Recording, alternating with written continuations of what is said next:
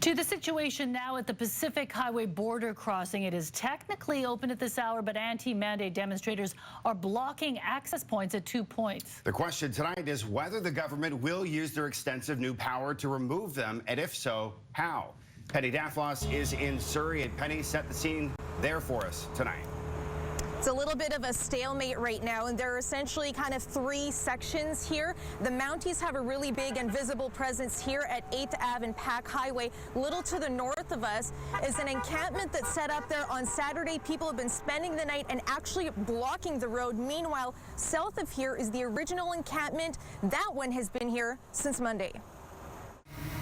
Overnight, concrete barricades arrived with the rainfall on 176th Street and what Mounties characterized as a new safety measure. For the protection of the protesters in that area, as well as the protection of our officers. Which is a considerable concern after Saturday. A heavy-duty tank transporter like the kind used by the U.S. Army was one of several vehicles that broke past RCMP barricades with hundreds of anti-mandate demonstrators who walked to the border.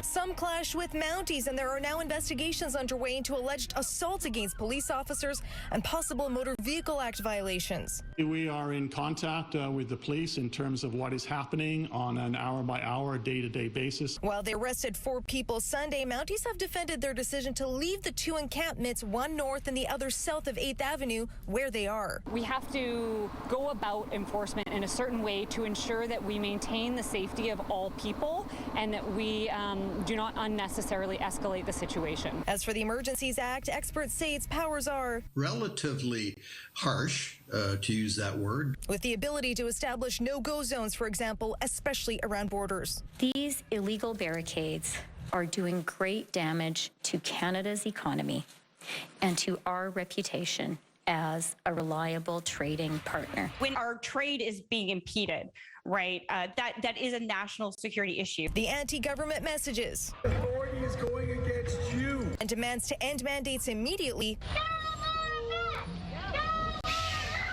are doing little to sway BC policymakers. No. Decisions around the health mandates and how things are lifted and changed are made on the basis of science, not on the basis of mob rule. There are alternative border crossings to this one nearby, so it's likely this isn't a huge priority for the federal government at this point. But as we saw in Ottawa, the longer these encampments become entrenched, the harder they can be to remove, and that's why we can likely expect to see some sort of movement here, likely in the coming days. Scott, Mijang? All right, Penny Daflos in Surrey tonight. Thank you, Penny.